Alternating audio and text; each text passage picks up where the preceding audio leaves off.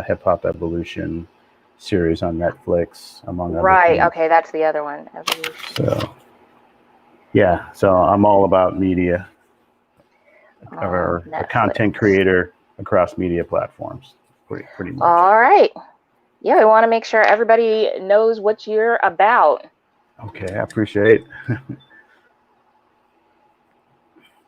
Let me see. All right, everybody, thanks for tuning in. You're joining us live on a Sunday night at 8 p.m. Eastern Standard Time. My name is Diva. These are going to be my views, live and in person with the new ring light. Hope you guys enjoy the upgrade. And today we are talking about media literacy, how it affects the hip hop community. On Sunday Special Report, we talk about things that are hip hop adjacent. And tonight we have a very special guest. We want y'all to welcome Gabriel Tolliver. Now, he has been a previous caller, but we enjoyed speaking with him so much that we're inviting him back. If you see me turn my head, it's because I'm reading notes. Currently, he is a writer, producer, director. He's got that tri-hyphenate. He was an associate producer for Yo MTV Raps back in the day. He is a veteran. Thank you for your service. And he's currently a teacher at Cleveland State Film School. And he also was a participant in the evolution of hip hop on Netflix. Ladies and gentlemen, this is Mr. Gabriel Tolliver. Yeah, thank you for having me, Diva, on HipHopCitizen. Well, we appreciate you coming on camera and willing to speak with us. We feel like your input into media literacy and what it can do to inform us is going to be vital to the conversation that we're going to have. And we're going to try to squeeze in a lot of information. So, Gabriel, feel free to jump in, talk over me, whatever you got to do to get your points in here. Okay. But we also want to let everybody know that they can participate as well. This is a live call-in show. We are coming to you live and in living color on Eastern Standard Time for our international listeners. We'll be posting the links to join in the conversation in our chats on Facebook, YouTube. We're on Periscope. We're on Twitch. So we hope that you'll join us on one of those platforms. And if you're enjoying the replay later, welcome. We hope you'll give us a like, share, follow, and subscribe. So as I mentioned before, we're going to be talking about media literacy. And Gabriel, this is what I found in my research doing the topic. Mm-hmm. And it was a really good quote from Jessica Care Moore. And that name sounded so familiar to me, but it's because she's one of these spoken word artists that I love. And I was reintroduced to her. Okay. She said, knowing how to read does not make you literate. It makes you able to read. Literacy is the ability to see yourself inside the world, inside the words, to be able to connect to the information you are given and see your own reflection and be able to articulate in no certain language how you feel about the subject matter. Yeah, literacy is being able to understand that you are part of the human family and your voice and story are relevant. She is the CEO of More Black Press, executive producer of Black Women Rock, and the founder of the literacy-driven Just Care More Foundation. What say you?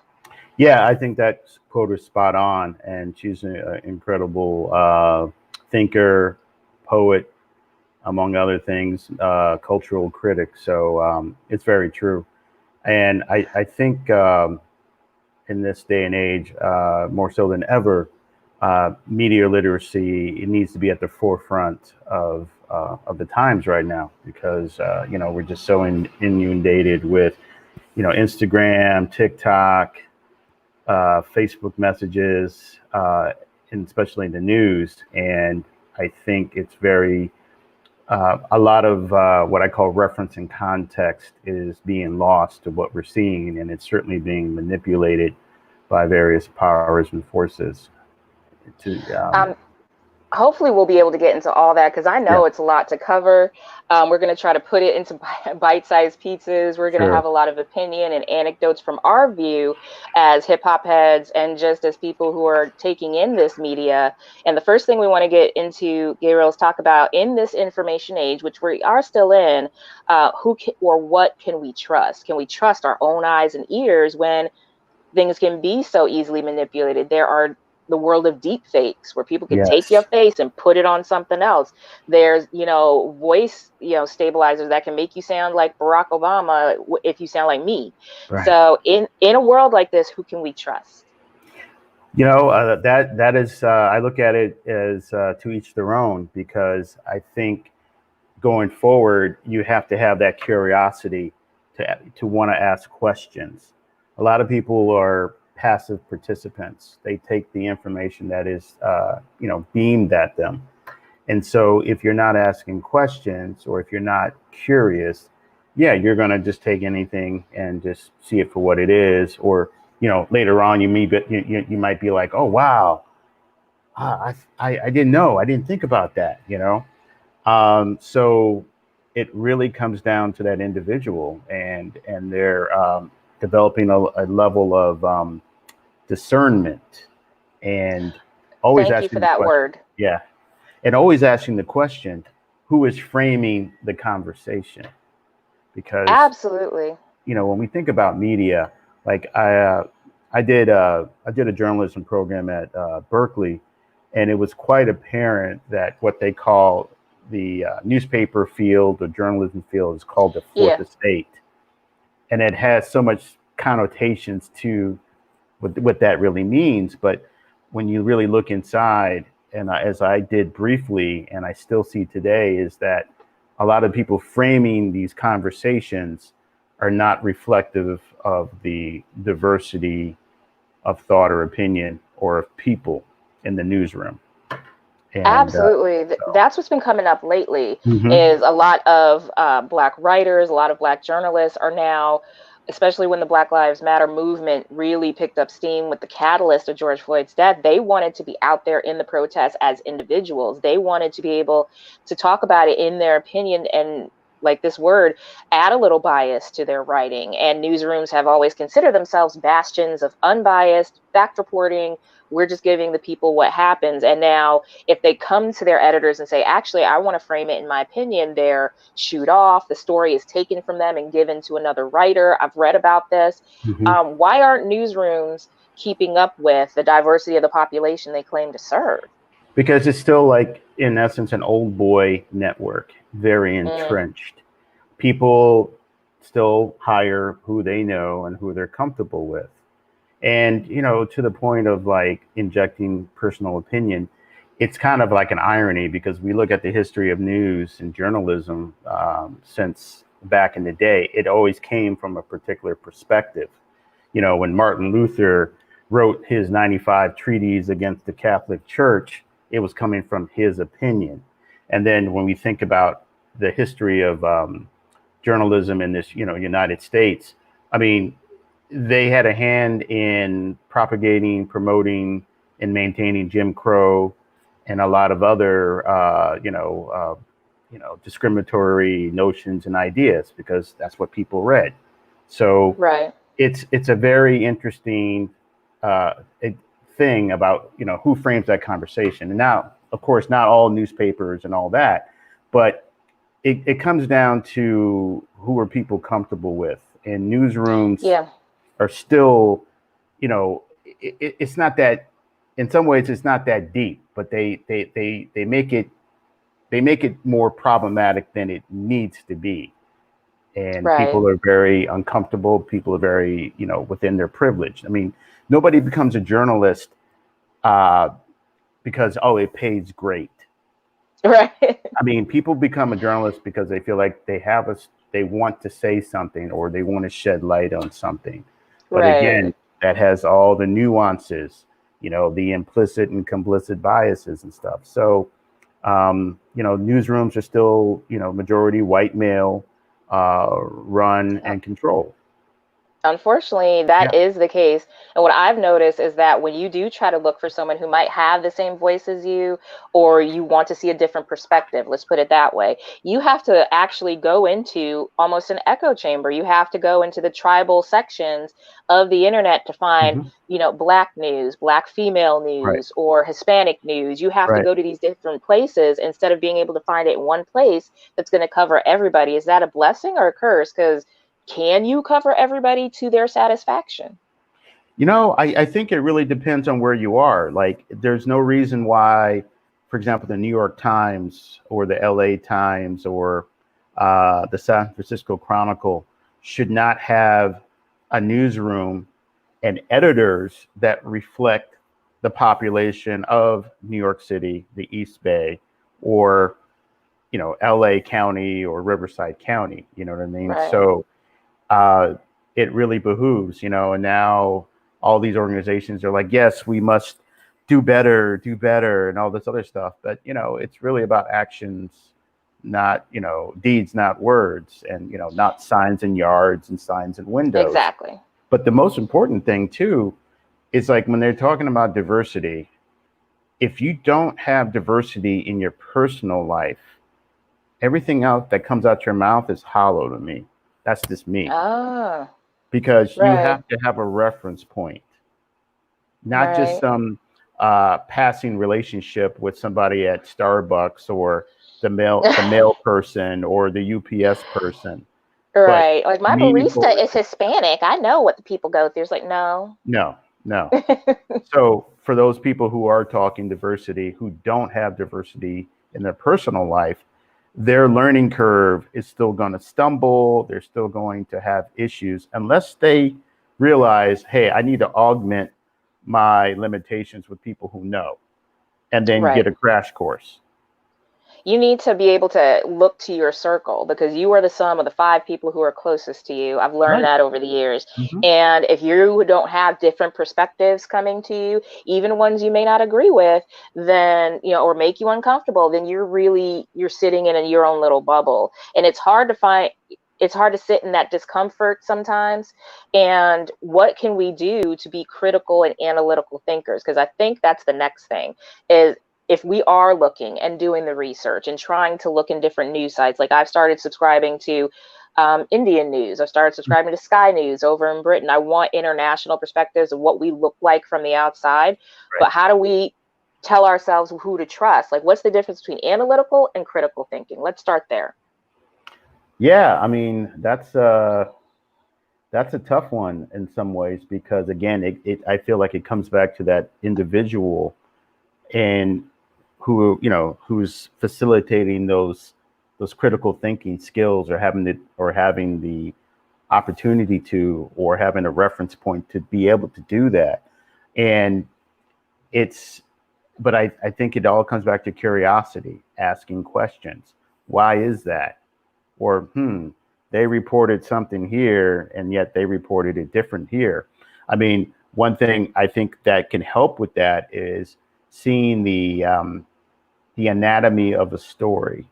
So if a big story breaks, it might be interesting to, like, to your point, to check out the international perspective on that story, as well as the local and national perspective, and see how that story evolves over the day, over the week, in terms of the information or the tone or the angle that story is being told. And Right.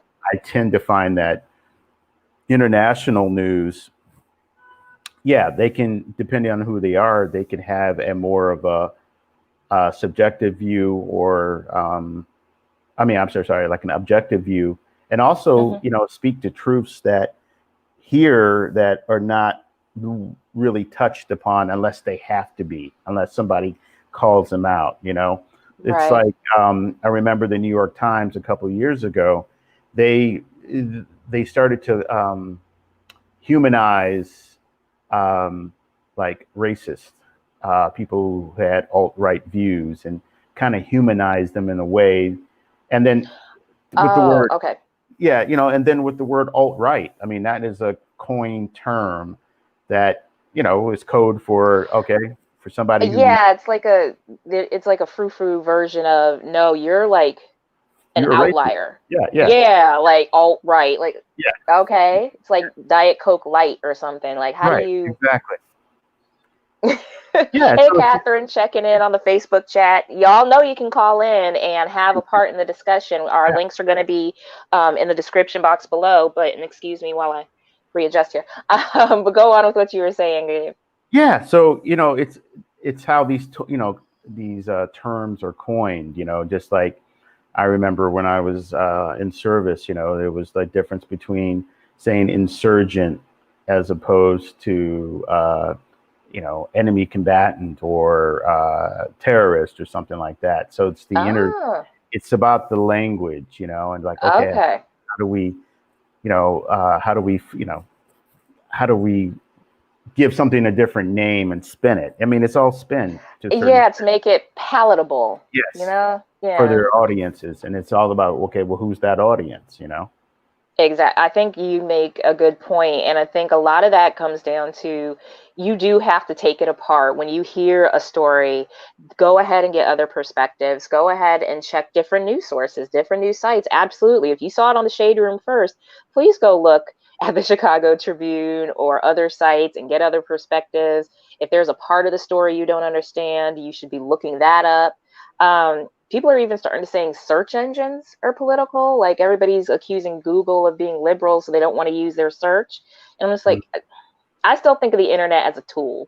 And Yes. I'm just using it as a giant encyclopedia to bring me information so I can make my own decisions. So I don't know that technology can be political, but that's another thing to get into, like technology and the role it plays and how we connect to the information we take in. Like Yeah. I use Facebook as a news aggregate. It Hmm. brings me AP, Reuters, everything else. And then I make a decision about what I want to listen to or watch. Now, how do you get your news, Gabriel? Do you still listen to the local news or newspapers or? I'll catch some of the local news on the Facebook feed, but unfortunately, in the city of Cleveland, one of their main news sources has been dismantled. So Oh, the local news, yeah, I mean, some of the local channels might post up a story. And it used to be a time when we had a newspaper here called the Plain Dealer. We had like 340 writers approximately, and they covered, you know, local, national, and international news. But I think with the, was it the proliferation, is that word, of like yeah. places like Sinclair and other news conglomerates that are buying up stations, and I'm glad you they're brought them up. We're going to yeah, talk about them. union busting. A lot of local news is you're gonna have to dig for it, or Yeah, if it makes the local channel news, then there might be a story that's verbatim from the news report, or if there's yeah. a local city magazine that might do a little deep dive or investigative journalism. But for me, I sweep the web. I mean, internationally, and as well as other papers around the country and stuff like that, and also Hmm. Twitter. I mean, I follow. If there's a story that's trending on Twitter, I'll follow that Twitter feed, and sometimes you'll discover, especially in this pandemic, Hmm. other information related to to the pandemic that you're not going to find in the regular newspapers, but it's credible information. Even on Quora. Right. Quora is a good site for a lot of stuff too. Okay. I know with technology and the role it plays, a lot of the time it depends on how you're receiving your news. So you and I just both talked about Facebook. I know a lot of people use Twitter for their news source, or ashamed to say TikTok or Snapchat is how they're finding out how things are happening. Because in this age, it can take you less than 5 minutes to find out what happened in Bangladesh, or somebody in Paris can find out about a shooting in Texas in no time at all. Right. So when we've got our tablets, our phones, our smartwatches, everything else connecting us to the technology, that goes back into, well, what can we trust? And like you said, you should be taking a little bit of everything in. Like Twitter, I use that if something is trending, or if I see now trending on Twitter, I'm like, oh, that's the only reason I keep it. Go to the search bar and tag, hashtag whatever. Right. Right. Right. Yeah. So again, it's really, I think it's all driven by a person's curiosity to want to seek and find, Mhm. and not just be fed to. I I mean, think that a lot of people are lazy. They just want yeah. you to tell them what's going on, how it affects them, and you move on. It used to be that simple, but I don't think it's that simple anymore. No, I think it's been a gradual design over the years, starting with our educational system. Um, it's just let's hurry up, check the box, and keep it moving. You Yeah. just know this little bit, and you know, All it takes is a little investigation, and I have to admit to being the type of person that will slog through a comment section, out of morbid yes, curiosity, but yes, also because I want to see what people are thinking. Since yes, everybody had something to say in this story. What are people saying? And it amazes me the misinformation that people have. I just watched a YouTube video about something. They were debunking the racist toddler meme that Trump put out. And there was a girl in the comment section that swore everything the opposite of what this person just explained. And I thought, you got everything completely wrong. I couldn't help it. I replied, I'm like, but you just got everything completely wrong. Like, where did you get this information? And that's what makes me think, how far down the rabbit hole did they go? Did they just stick their head in, or did they actually dig down to find out what was really going on? I think in that case, they probably went on like a QAnon site or 4chan site or Breitbart or whatever, and just got the first headline, you know? Yeah. But I just don't understand how you go off headlines and then run to the comment section to say something. Like, at least open the story and see what was said. And usually these days it's a lot of listicles and, you know, Twitter feeds, and they're just copying and pasting. But a lot of the time you can piece the story together for yourself. Like I said, I'll follow Sky News or WION for Indian news, South China Morning Post, to see what they're saying about us. And maybe I didn't hear something before that I'm not going to catch on what's now called mainstream media, like MSNBC, CNN, Fox, what everybody considers mainstream. It's a lot of information to take in. And I think we touched on this a couple of weeks ago in our mental wellness segment. Information overload and how to avoid it, because that is a lot coming at you. What do you think people can do, Gabe, to like funnel the information that they need and leave the rest? Well, I think a couple of things is, you know, maybe having specific time periods that they can look at, you know, read or look for the information or read up, you know, like for me, for example, in the mornings, in the wee hours of the mornings, I might dedicate like an hour to perusing the internet for news and other stories and random things before I start my day. And then maybe some point during the later in the day, I might take a little break and catch up on things. So I think it's really about how you parcel that information. You know, it's the same thing with the videos, you know, I mean, the TikTok videos, the Twitter, you know, always somebody sending a link to a music video or something, Facebook. So I think, you know, a person has to kind of develop a routine or a regimen to deal with that information flow.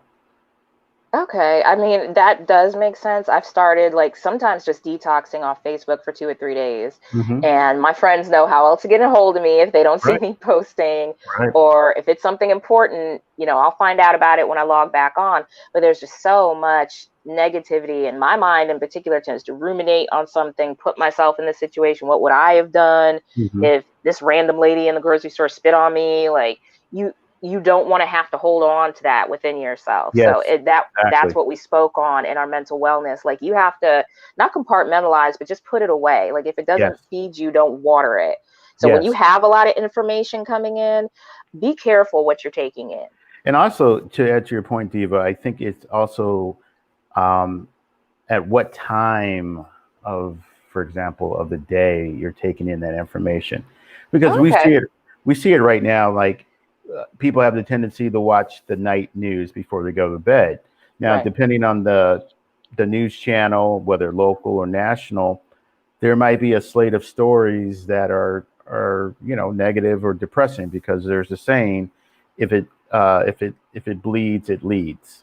So, you know, here you are about to fall asleep and you're ingesting all this chaos and confusion. What do you think it's going to do to your sleep? That's a good point. You take that in and your brain is processing what you've seen during the day. That's going to get processed and downloaded too. Yeah, absolutely. I mean, as you know, for me, like, I don't watch horror movies or war movies at night. I watch them during the day, so those things can get processed throughout the day. Now, if I watch something late in the evening, like, you know, like The Wire or nothing, that's not going to bother me per se. But I'm also mindful that, okay, if I'm going to watch something that might be a little intense, I'm going to chase it with a nature show, some cat videos or dog videos or cartoons to just kind of Right. chase that, chase it out of my head. Yeah, Or you need a palate cleanser, yeah. Or play some solfeggio frequencies. Or like, what Yeah. Catherine's saying, you turn off electronics 1 hour before you go to bed. That's hard to do because I've got this like one last level I got to get through before I go Yeah, to yeah. bed. I But got she's yeah. right. I got three monitors hooked up. So, I got my little command center, and yeah, it's hard. It's hard sometimes. Yeah, because and it's the FOMO, your fear you're going to miss something that's happening at the last minute, but you've got to tell yourself at some point it'll be there when I get back. And Yeah. if it's not, then it wasn't meant for me to see. And Dialect has a good point. The news these days is a horror flick. Like everything Yeah. It's bad is designed coming that way. through. Yeah. It's designed that way. Yeah. But It's, see, go ahead. I was going to say, to me, I make a stretch with this, but it's like psyops. Um, Mm. and if you continue to push a message, it will have an impact. Right. You could say the same thing, I even drag it out into like black radio back in its day. If it played bullshit R&B, and they continue to play it, it's what the people ingest, and that's how they think relationships are. That's what they think their values should be based off of. I mean, there's a reason why Public Enemy and other conscious music didn't, it's not in regular rotation for some That's reasons. true. Yeah. I mean, and it goes back to a phrase that I just learned in the past couple of years, predictive programming. Mm-hmm. Apparently, people say there's this theory that when something is put into the media, whether it be cartoons, sitcoms, news, or anything else, over and over, then what they predict is going to come true is going to come true, almost self-prophesizing. So, you know how everybody's always saying, "Oh, the Simpsons predicted back in 1993," or the Simpsons predicted this was going to be Trump's presidency. It's kind of like you're lending credence to that idea, and I don't know how much credence I lend to it, but it's an interesting theory to think about. Yeah, I think with that theory, like you take bits and pieces from it, but then you can go off into the tangents about time travel and what is time. Time is a human construct, the past, present, the future, all now, all that stuff.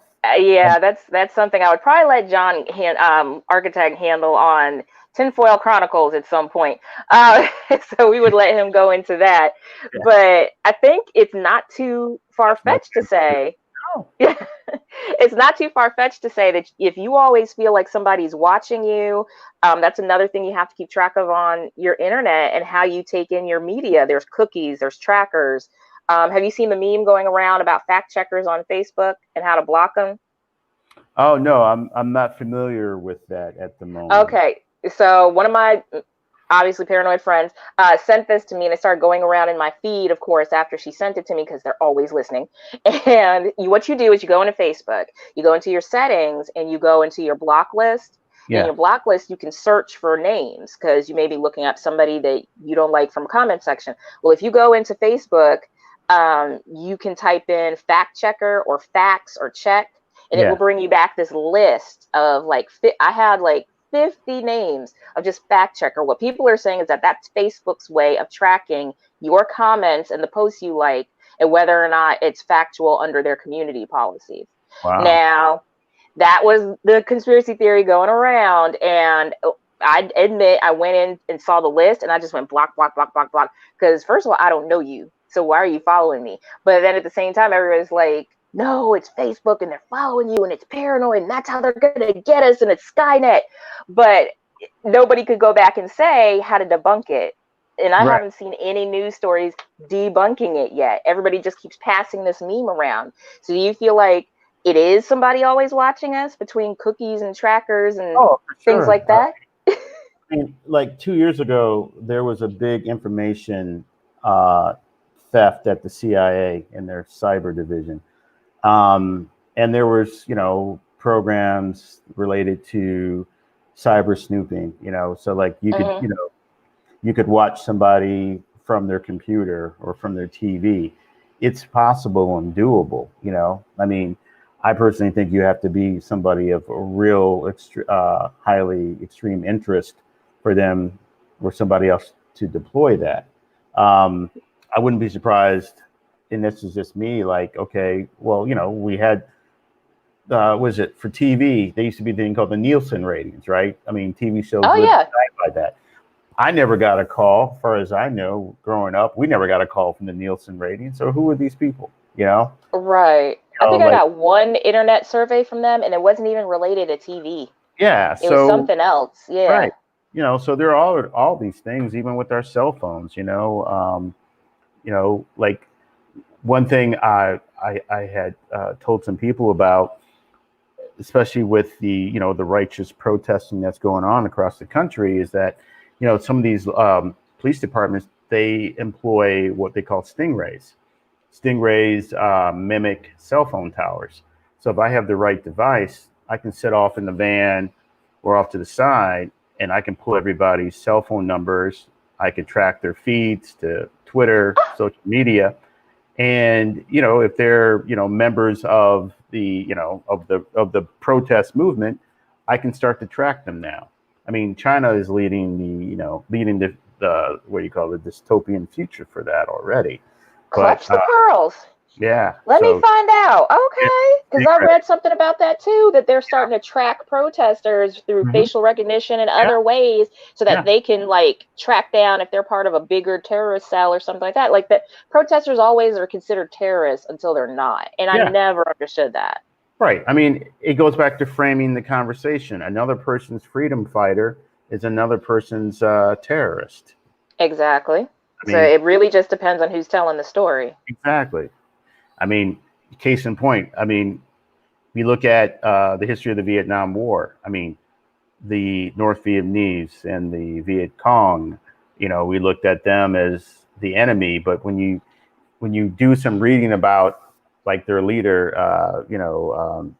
General Ho Chi Minh, he was borrowing the pages from George Washington. Look, I just want to free my country from tyranny. So Mm-hmm. again, who frames that conversation? You know what I mean? Like, Right. we never should have been over there in the first place because of this imaginary myth of communism Yeah. and everything else. So again, news, framing the conversation, and there's a topic that is often whispered in the conspiracy world. The Council International, is it the Council on International Foreign Relations? They're like, Haven't, not familiar. yeah. If you do a Google CIFA, they're one of those powerful organizations behind the scenes within the government that shape perception and media and stuff. Uh-oh. Don't tell me they're having lunch with the Illuminati and the Rothschilds now. They could be. Who knows? Could be. I mean, Dialects in hey, but Twitch putting up the Illuminati sign. hey, Jay, Or Rockefeller. talk to Jerry Electronica. He dated one of Yeah. the Rothschilds. He might know some secrets. Uh-oh. Okay, wait, don't get us. Don't get us. We're just a little live stream show. Don't, if you listening out there, NSA. We want to thank everybody for listening to Sunday Special Report on Hip Hop Citizen. This is our live stream show where we talk about topics that are hip hop adjacent. Today we're covering media literacy, why it's important in this information age, and our special guest tonight is Gabriel Tolliver. He's with us to add another layer to the conversation. He has been a writer, producer, director. He's a multi-hyphenate, y'all. So if you have any questions, you want to join in the conversation, just check out the link that should be copied and pinned in our YouTube chat and our Facebook chat. And you can always hit us up on Twitch in the chat rooms as well. I'm not monitoring, but I'm sure we have our usual family checking in. I've already seen Catherine comment a couple of times. If you feel like this is a worthy topic to share with others, share the stream and tell them to come on in and just hit the replay later. We would enjoy having you discuss this amongst yourselves. What we're going to talk about next, though, in terms of media literacy, is that you do need to pay attention to where your news is coming from and if that matters. And one thing, like we talked about earlier with Sinclair Broadcasting, so does it matter left, right, or center? And the first thing that popped up to me was Sinclair Broadcasting as an example of a conservative media conglomerate. Let me break this down for people. Sinclair Broadcasting is a company that goes around and buys up affiliates in the local news, like Gabriel was talking about before. They buy up those small stations, bring them into the fold, and then they have an agenda of their own for what they want these local affiliates to speak on. Now, Sinclair owns, I'm going to look at my notes here, 59 Fox affiliates, 41 ABC affiliates, 30 CBS affiliates, and 25 NBC affiliates, 9 Univision affiliates, and others. It also has its own network, Comet, according to his website from April 3rd, 2018. Now, Washington Post did an article about them. Get to know Sinclair Broadcast, the conservative local news giant with a growing reach. They are considered conservative.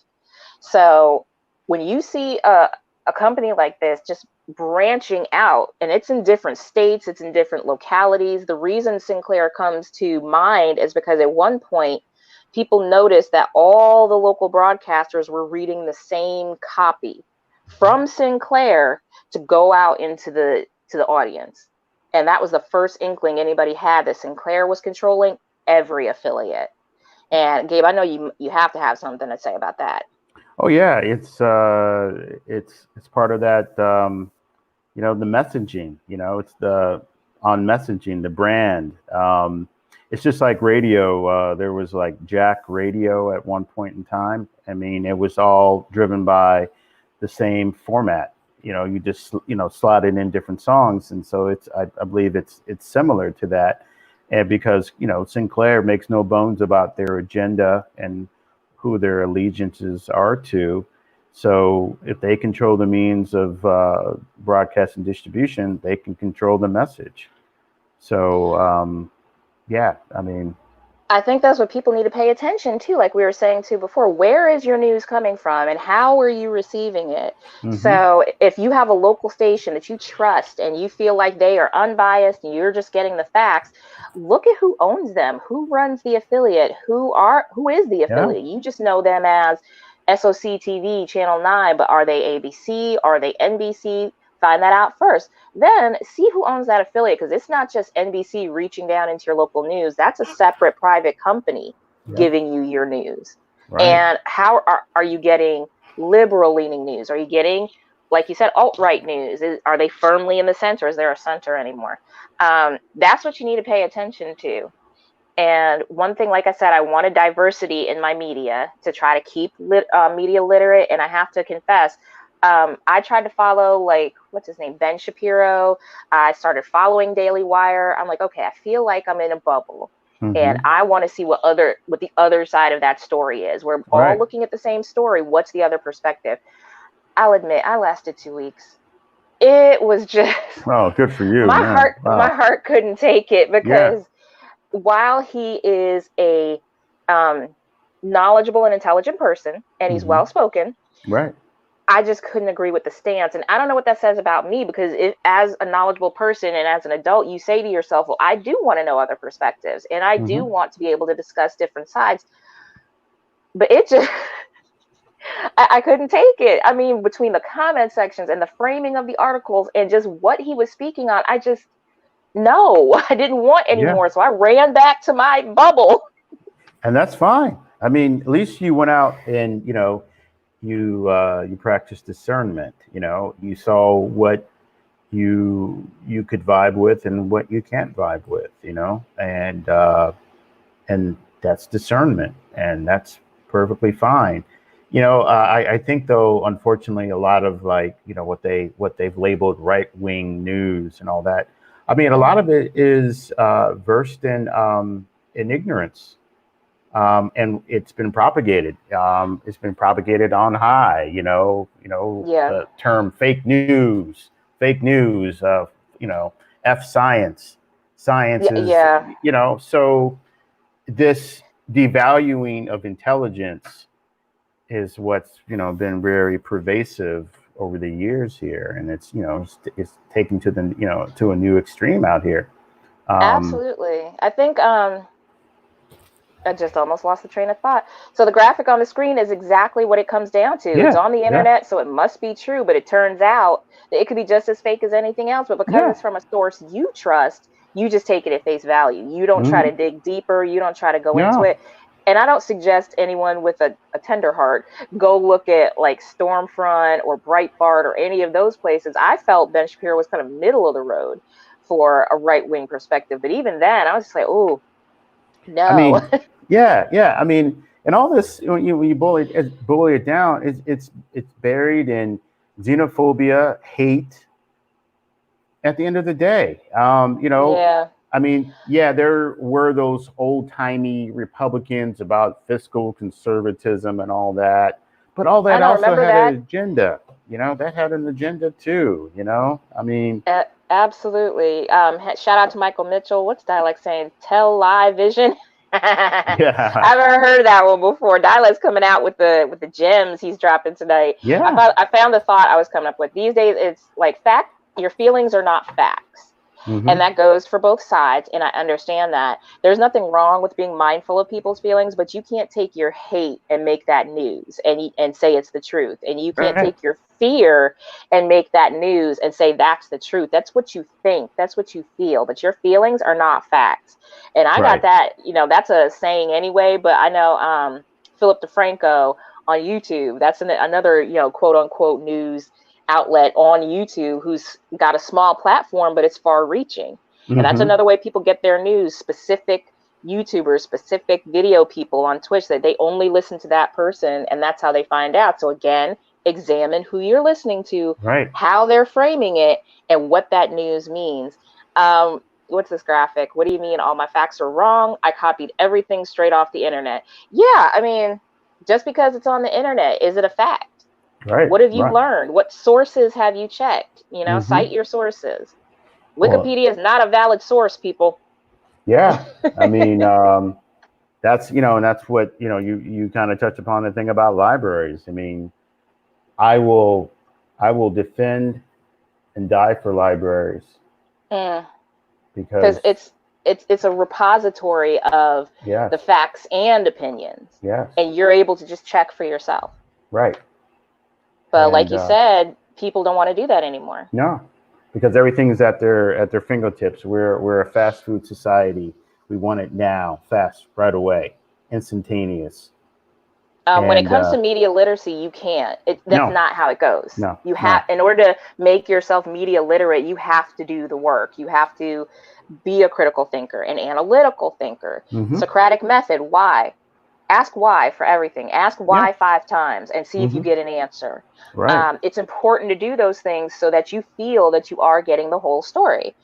George Floyd and Rayshard Brooks are a perfect example, because people are, of course, are still talking about their tragic deaths. And when it started coming out in the news, of course, it circulated the world in a day. But immediately we were outraged because of the face value. This was a hmm man dying at the hands of police. Extrajudicial killings are wrong. Well, of course, as the story unfolded, what felt like a month was only 2 weeks. You come to find out he had drugs in his system. He hadn't seen his kids in 10 years. That little girl that everybody was parading as his daughter, she hadn't seen him since she was 3.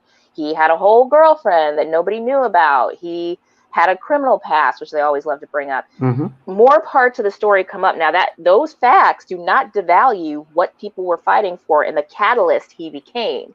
But then Exactly. people started to question, well, what are these other facts and how do they relate to what I'm seeing? hmm I was fed, somebody may say, I was fed the image of a upstanding citizen who died at the hands of an evil, police department. Now, the police department was still evil for killing him, but that person's not the martyr that people think he should be. And I And think, I'll yeah, go ahead. no, and I think, you touch upon all these points of like, the shaping and this trope that often happens with people of color in tragedy, that the newspapers and the media does. They rely on these tropes, this style of reporting, and they still need to be called on the carpet for it because, again, they know that this information, the way it's being presented to an audience, people are going to be like, "See, I told you. See, you should have stopped resisting." It's the Yeah, I same thing with hate that. Breonna Taylor. Like they want to make a big Right. deal about her boyfriend was he was a legally legal gun owner, and he would have done what anybody who would have done. You got somebody appearing to break in your house and it's a no-knock warrant, which is problematic, yeah, I would try to bust a cap in somebody's ass too. That Breaking my part. house. Yeah. Like you managed to forget that part and immediately charge him with attempted murder of a Yes. police officer. It's definitely about how those stories are framed. And I don't think anyone should feel bad about questioning certain parts of the story. Just because you're a Black American doesn't mean you can't question, well, you know, what was in his system? It's okay to question, what were you doing at Wendy's at 2:00 in the morning? You're not saying that his death was not horrific. You are saying, I want more information. Yeah. And there's nothing wrong with that. Now, if it's obvious, like, because I experience this on Facebook all the time, if it's obvious that, you know, somebody threw a cat off a cliff, don't ask me to see the whole tape. Yeah. Like, come on, you just watched what happened. But at the same time, it's okay to ask for more info once the story starts to come out and you see the impact that story is having. George was a catalyst. I don't consider him a martyr. He was a catalyst to what sparked the movement to start now and to be as big as it is. I don't have to put angel wings on him in order for him to be important to what this means now. But the media, for some reason, needs to have either or. Like, either he was a horrible criminal or he was Father of the Year. Well, I think it's somewhere in the middle. Yeah, and to me that is so multi-layered because I think about the demonization of Black men in America. We're either reviled or revered, and it's one of those things. It's like, and same thing with Breonna Taylor. I mean, all these murders are fuses, and there's more. I mean, and these fuses keep on being lit or being exposed. I mean, just like now, what's trending is the young Black man in Aurora, Colorado, who played a violin. Elijah McClain. Yeah. And the heartbreaking transcript of his last words as he was and that was from August of 2019. Right. We're just hearing about it. Now that's a media thing it's a media thing as well. Where was the media when that was going on? Why is it being trotted out again now? It's because of the circumstances. If it bleeds, it leads. They want to jump on the hotness of the movement. And also clicks for these clicks and views. Yeah, for these news organizations. They have to stay, what's it, in the black or the red, whatever they fucking they have to stay in the black because all we need is likes. Absolutely. Whether you're a person or whether you're a company that's struggling. I understand a lot of companies are putting themselves behind paywalls now just to read the news. You have to subscribe. You have to sign up for 5 articles for $10 or something like that. I'm like, no, I'm good. I'll find my news someplace else. Now, I understand wanting to support those newspapers if you're local or you like them. But if I'm just some random person trying to get more information, I'm not going behind the paywall. No. And I tell you what's going to be the asteroid killer in my mind. When Facebook steps from behind the curtain and says, we are a network. It's going to be a wrap. It's going to be a wrap. You think so? You think they'll want to become they've been hiding behind platform, forum. Do you think they're going to start getting it and calling themselves publishers now? Yeah, I think so. It's just a matter of time because, if advertisers feel like now they have leverage where they can boycott, on issues that they feel strong with that, Facebook doesn't, heed to, Facebook might be like, F it, we're going to become a network. And we'll do news. We'll create original content. We have a captive audience. We have over 8 billion people. Yeah, they could be a small country on their own. And they already have Facebook Watch because, of course, that's where Jada Pinkett Smith does Red Table Talk. And everybody runs to Facebook to watch her. She's exclusive there. So they're already kind of dipping their toe in that already. Right. And that's why they keep it small up in the thing because they're going to, they're getting us used to it, Yeah. Getting us used to it. I mean, it makes me think about there's a documentary called We Don't Know Jack. It came out maybe about 15 years ago, and they had an interesting story in there. But it was about, ways of seeing and understanding things. So one of the stories they talked about was indigenous folks here in the Americas not able to see the ships on the horizon that were coming. And some people have opined that it's because they had no reference point for what a ship like that looked like. Oh, okay. So you I'm don't with you. see it. You don't see it as a ship, and you don't see it as an enemy. They saw it as or they didn't floating really, houses in clouds. or something, or nothing at all, because Yeah. they had no reference point. Okay. Like, it's like, we use an example. Would we really know what an angel looked like? I mean, seriously. I mean, humankind has created we and drew them, fashioned things. Yeah. like, We've shaped that but narrative. we wouldn't know. We wouldn't know. Absolutely. I think it comes So, down to how we're framed, how we're shaped, where we're getting our information. Yeah. And that's why we're having this conversation with the Hip Hop Citizens. Media literacy is important, whether you're getting your news from us. If you're hearing those things for the first time, we are an opinion talk show. We live stream. We want everybody to join in and participate. Again, links in the chats and the descriptions. And we're also giving you information where you can look it up for yourselves. We should start putting links in the description box. I need to start thinking about that. But in my notes, the next thing I wanted to talk about was definitely, what has hip hop been telling us about the messages that are out there? And is hip hop celebrated or vilified? Because I think it's a little bit of both. It's celebrated for how you can use it for teaching, how the messages do reach people, but nobody forgets why there are parental guidance labels on records now. Right. I mean, it's about beats and lyrics. But yeah, I mean, it's all about, again, hip hop and the messaging. I was encouraged in the last 72 hours because I saw the latest Anderson .Paak video. Okay. It was directed by one of the great video directors, Dave Meyers. But Anderson was commenting on all the unrest that's happening right now and social injustice. And it was so on the nose of the moment now.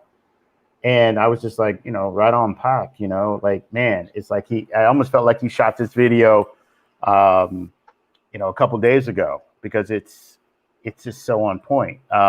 I got to find the link. I can put it in the chat, but it just dropped like 72 hours ago. But to me, that reflected hip hop, of the moment, or like Elder Chuck D said, hip hop is, is CNN. Right. It was the CNN of its time. Yeah. It was letting people know what was going on in their cities, in their hoods. And they've always been trying to put the message out there, talk about who's controlling what, and how we can be a part of framing that message. But I think it got lost somewhere along the way. Yeah, it got lost with the corporate, takeover, Yeah, the corporatization of it. And to me, sometimes hip hop is just watered down, kind of, because I understand you can use it as a teaching tool. And it's called hip hop pedagogy. It's a way of authentically and practically incorporating the creative elements of hip hop into teaching and inviting students to have a connection with the content while meeting them on their cultural turf by teaching to and through their realities and experiences. First thing that comes to mind is Gangster's Paradise, the movie that was in, where you have the white savior teacher coming in and somehow connecting to the kids because they make her rap or dance, and that's how she meets them on their level and everything like that. And I'm like, it almost trivializes what hip hop was supposed to be. I'm like, I can't think of the movie title right now, but well, it was with Coolio.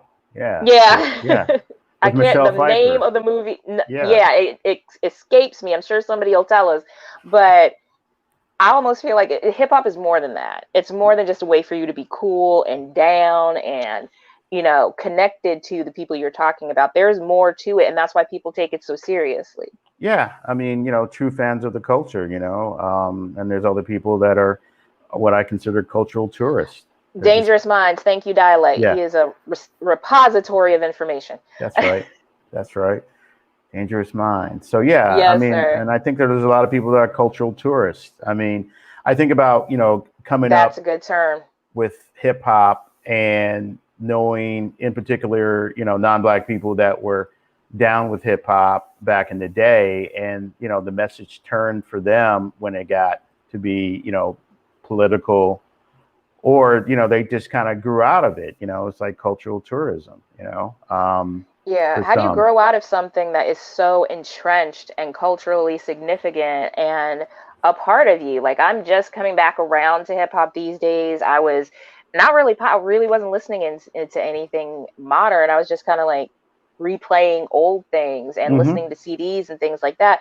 I'm coming back around to it and realizing, oh my gosh, there are still people carrying the flame forward. There are still people who are doing it, quote unquote, the right way. I'm not trying to be a gatekeeper, but there are still people out there who are messengers. And I was so heartened to hear that and to see that, because I think we have been vilified to an extent when it comes to hip hop, blamed for inciting violence or, corrupting young minds and things like that. But no, I don't think that's what it is. I saw a good post on medium.com from Britt Mitchell. It's called The Misrepresentation of Hip Hop Culture in the Media. And we need to start putting these links in the description, because it was a blog post.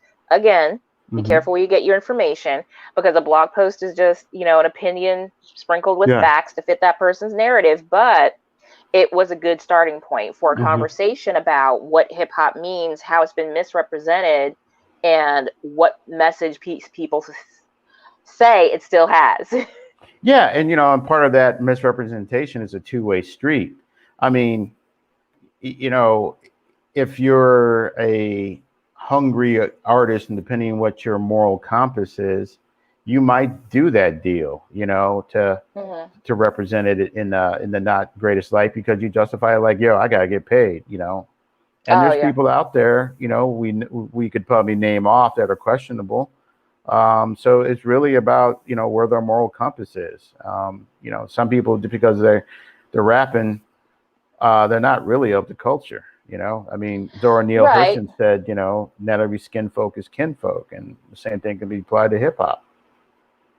I think a lot of the time that does happen, because like you said, that's a good way of playing. It's a two-way street. So what are we putting out there about hip hop, and what do people see? Like nowadays, and I think that goes back to nowadays. I mean, I hate to see it, but the kids on my lawn are all about, bad and bougie, and the light, always about the bling and everything like that. It really wasn't supposed to be that. There was a flip somewhere in the golden age in the early 2000s and the late 90s, where it flipped to, mafioso type rap, where you showed off what you got as a result of what you did, and not really putting forth a message. And I think we're trying to get it back to that. But what we now have put out there is, this is what we're about. We're about, big butts and hoish girls. We're about bling and cars. We're about, tofu beef, arguing over social media. This is what we're about. So when people come back to you and like mirror it to you, how are you going to be mad? Because that's what you put out there. You can't expect them to understand it deeper when that's what you showed them. And also there's, a certain level of enabling, within the culture from some folks. So, I mean, but it's all driven by commerce, by the dollars. At the end of the day, that's what people speak with. So more people wanted to hear from the Migos than Common. I mean, that's just what it comes down to. I mean, I'm not denying that. I just hate to see it. Yeah, and it should be about a balance. I mean, that goes back to so-called urban radio. I mean, they'll probably drop that term, or black radio. Black radio lost its way, after the late 70s going into the 80s. They lost their way because they started playing formulaic. Oh, we're just going to play the hits. We're not going to play the album tracks. I mean, I'll never forget a story about Curtis Mayfield. That one of his famous songs, which was about Black love and empowerment, black radio wouldn't play. They thought it was too controversial. These were some, what I call 19th century Negroes, who were scared. But then when everybody else jumps on the bandwagon, that everyone else is doing it, then they jump in. So relating to black urban radio, but they'll play R. Kelly. They'll They'll play him up till, the truth is indispensable, but they'll play him because of money. I mean, that's what it comes down to. And like I said, you got to make it. It's a capitalist system we're in this country, so I can't deny that speaks to Psychotic. Yeah. what it comes down to. But when we say that hip hop should be represented well in the media, we know that it's up to us, the hip hop citizens, to do that. We want to get out there and show people, look, we're speaking with our dollars. We're supporting these independent artists. Mm-hmm. We're listening to the conscious rap and the fun rap. I mean, there is fun hip hop out there. We want to party with these people at local festivals, and we want to make sure that people understand that, it's still possible to have those things despite what the media is telling you. Absolutely. The truth is out there. Yeah. We want people to be able to speak for themselves, think for themselves, and do as much research as they can. So, Gabriel, I was going to go into places to check viral stories. Now, there are only 3 I came up with. I don't know if you know a few of yourself. And again, you've got to look at who's running the sites, who's framing the stories, all that good stuff. I know it sounds like a ritual, but it's one you kind of have to go through if you're going to feel better about the information you're taking in. So one place is truthaurfiction.com. Okay. And that's a place where you can go for the latest viral trends or the viral stories that you're seeing. Like if you've seen something on World Star Hip Hop or someplace, you can go here and say, well, was the whole video shown? Was it everything I thought that happened? And they can see the breakdown of the video and the research that site did. Like they did the research for you, and they bring back whether or not the story has been debunked or not. Oh, very cool. Very cool. Of course, everybody I think knows about Snopes.com. Yeah. Yep. Again, a lot of people are accusing them of being liberal. And I'm just like, look, they talk about everybody, so I don't know what to tell you. They'll talk about Hillary's emails and Trump's dementia and whether or not it's true or not. I think he is. So Snopes.com is another place to find headline stories where you can go in and see if it's, fact or fiction, if it's true or not true. They'll even say partially true. Like they'll say somewhere in the middle. Also, another one for political stories is politifact.com. They are the ones that do the meters, like, pants on fire, true, in the middle. Like they're the ones that do those stories. And PolitiFact is for political stories of the time. Those are 3 places I found where you can check viral stories as a part of your practice of media literacy to see if it's something that you should be following, should you be concerned about it. Before you post, before you share those links, check what you're putting out there. It's cute to like tell everybody that story. Like I said, the Facebook fact checker bots, we don't know for sure that's true. But maybe it makes somebody feel better, like me, to go in, delete them all, and then feel like you've got yourself covered. Yeah, right. So you just never know. Were there any sites that you wanted to bring up that maybe you found that's a good place to check stories? I go back to like Twitter, because when something's trending on Twitter, you got to read the comments in the thread because people are also, posting links to other things to counter or support. So, I think Twitter is a good thread. Quora, I think, is another great site. I mean, you're going to get all perspectives on Quora, but it's, they're not off the chain like 4chan. All right. So, how are you spelling Quora for our listeners? It's QUORA.com. .com. Okay. So these are all mostly American sites. Reddit. I understand. Reddit's another good place. It's like almost in real time. Like Reddit, people get their stories from Reddit a lot of the time. Yeah. So I think that's where a lot of this comes from. Hey, Don Juan, the Mac, you checking in? Bishop Don Juan. I had a just simple question. Gabe, great topic. Do you find that the foreign press is any more better or unbiased in terms of what's going on domestically? Got a bad connection. I'm gonna sign off and listen to your comment. Okay. Thank you kindly. Go ahead, take that, Gabe. I think the foreign press, depending on who it is, often provides a more nuanced view. And for example, BBC, The Guardian, as opposed to like maybe the Daily Mail or the Sun. Not the Daily Mail. Yeah, because they're like the New York Post or the National Enquirer.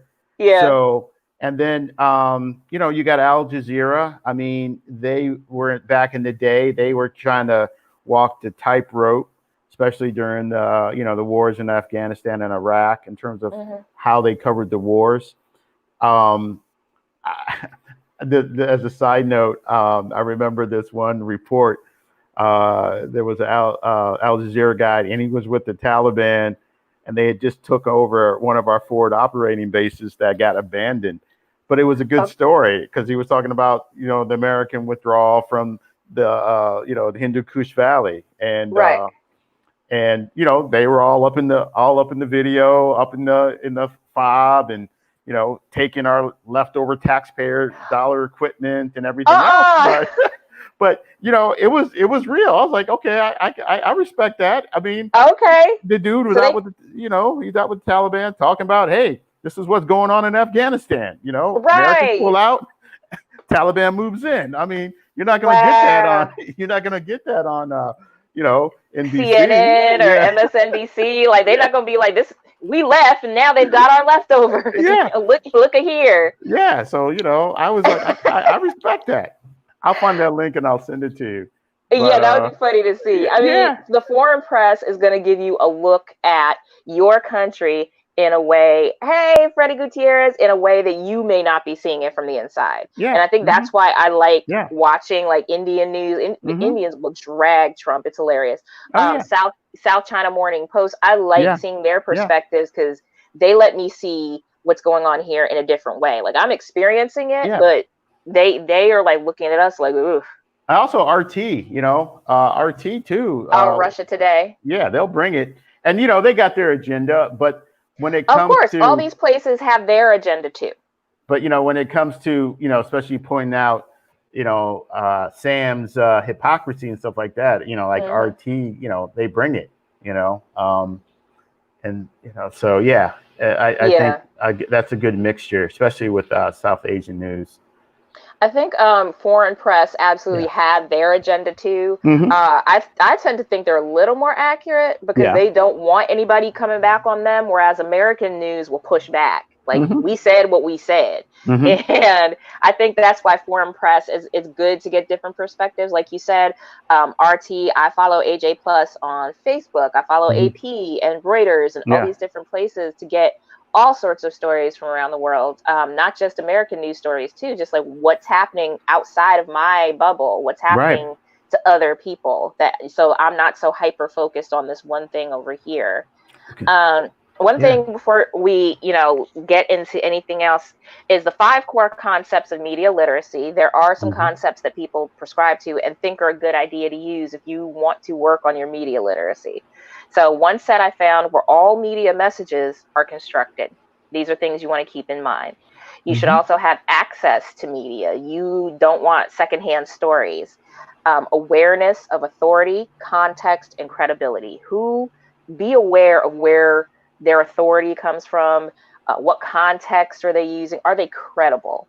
It can't be your cousin's hairdresser's pedicurist blog. Like, you need to know that they have done some research and double checked things for themselves. Right. Assessment of how media portray events and issues. We've been talking about this the whole time. What's their angle? Like, what are they trying to get you to see their way? Appreciation for the diversity of information, dialogue, collaboration, and voices online. And that's a good one. Appreciation is different from knowing. It's different from knowing that perspective. You can say, okay, I understand it. I like the way you put it to me. I appreciate you bringing me this perspective. I think that's a good way to put it. And lastly, action to become part of the dialogue. What are you doing to contribute your voice? Are you just in the comment section arguing with that one old guy who said, Trump 2020? Or are you actually going out and having those discussions in your own circle, in your friend group, at work? Like, who are you having this dialogue with now that you found this information? Right. What do you have to say about these 5 A's of media literacy? I think they've been crafted well. And I think about also there was a gentleman by the name of George Lakoff. He wrote a bunch of books, but one of the things that he wrote about was like branding and messaging, and as it related to politics. And he had he had told the Democrats pre-Obama, like, hey, you guys got to start branding on message like the Republicans, because that's how they are gaining ground. It's all about how they brand the message. So, there is, like, to the 5 A's, there is a science behind how these messages are crafted, to elicit emotion, reactions, and stuff like that. I mean, we see it with the, if we watch TV and they run political ads, I mean, we see it. Absolutely. And even with war footage. I know that when I was deployed in 09, 010 to Afghanistan, social media was, just emerging, but there was also, as time went on, later on, the ISIS, Al-Shabaab, and all these other organizations were using social media to show what they were about, what they were doing, and also to try to attract recruits. And to counter that, the U.S. and other places had to play catch up and drop videos or messaging to counteract what had already been sent out already. Yeah, it's like we're always playing catch up as a country when it comes to technology, even though a lot of the time we invent it, we don't realize its potential, but other people do, and they run with it. Because it's American hubris. It's American, the mythology of American exceptionalism that runs borderline with racism. Right there. The smartest, we're the smartest in the room. Nobody can F with us. Wrong. So wrong. Another set of concepts that I found regarding media literacy were to keep in mind that all media messages are constructed. Yes. Media messages are constructed using a creative language with its own rules. Yes. Number 3, different people experience the same media message differently. We've been discussing that. Right. 4, media have embedded views, values, and points of view. And the last one, most media messages are organized to gain profit and or power. Yes. And I thought that was a great core concept that I found in let's see, yali.state.gov. That is I think a youth Africa literacy website. I have to put all these links in the description because these were really good. And I want people to be able to see them for themselves. That's a part of media literacy as well. And just doing see the knowledge. The wealth of information that is out there for you to find. We are willing to do the work for you on Sunday Special Report. We've been live talking with Gabriel Tolliver. Once again, let me big up him for being a special guest on our show tonight. He is a writer, producer, director. He was an associate producer for Yo MTV Raps back in the day. He is a veteran. Thank you for your service, sir. Thank you. He is currently teaching at Cleveland State Film School, and he was also a participant in Evolution of Hip Hop on Netflix. So he is very schooled on this. I forgot. I'm sorry to interrupt. I forgot. I co-wrote the book Bling, the hip hop jewelry book, with my late friend Combat Jack, aka Reggie Osei. I forgot about that. No, absolutely. Put your stuff out there. And Gabe, I don't know if you want to put your socials out because people might be interested in your further knowledge or follow you anywhere. Did you want to let people know where to find you, or you want to stay incognito? Oh no. I mean, it's not like I'm out here posting a lot. I mean, I'm on Twitter, so I'm Creative Mothership, just at Creative Mothership on Twitter. Facebook, I'm on Facebook. So I'm not on TikTok. I'm on Instagram as Creative Mothership. Okay. So yeah. All right. If people got questions or anything, I'll be glad to share. Each one teach one. I'm just a vessel. I'm just passing through. So we appreciate you coming and being a special guest on Sunday Special Report, where we talk about hip hop adjacent topics. Thank you so much for dropping knowledge with us, Gabe, and we hope you'll continue to be a call-in guest. Sure. Let us know where you can drop knowledge for us. We appreciate you so much. Thank you for stopping by. I appreciate what you're all doing. I mean, HipHopCitizen. My late friend had the Combat Jack radio show, and for me, besides Talib's show, this is up there with me just in terms of meaty, intelligent, insightful discussion around, beats and rhymes, So Thank you. yeah, We'll let the yeah. boys know that you think they're okay too. Yeah. All good. All good. Okay, go ahead. I was going to say, there's also this sinister aspect to media. And I use the term, it's not my original term, it's the prince of the air. So now. Oh, you did mention that before. Oh, I did, yeah. So for those who, follow the Christian religion, Prince of the Air is Mr. Louis Cypher. Okay. So when you think about the media, it's all transmitted through the air, and it can be used for good and certainly for evil. So it's the controlling of the airwaves, so it's a metaphor.